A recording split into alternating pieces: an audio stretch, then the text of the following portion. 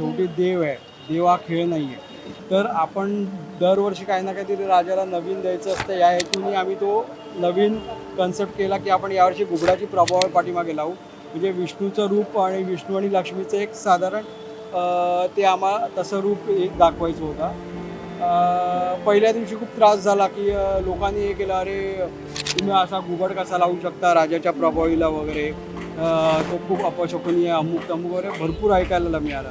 पण ज्यावेळेला आम्ही सांगितलं की असं नाही आहे, हे लक्ष्मीचं वाहन आहे, तरी बरेच कॉन्ट्रोवर्सी झाली. पण दाकृ सोमण आपले जे ज्योतिष आहेत हां. त्यांनी एक चांगली प्रतिक्रिया दिली की आज कांबळीने काहीतरी खूप चांगलं हे केलं.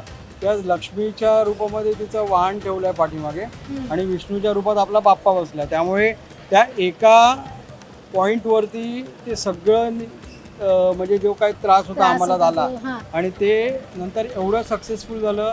त्याला खूप मंडळांनी पण मला थोडं हे झाले, म्हणजे दबाव असा नाही, बरोबर. पण ते पण टेन्शनमध्ये आले, अरे तू काय केलंस? मी बोललो नाही, मी केलंय ते योग्य केलं.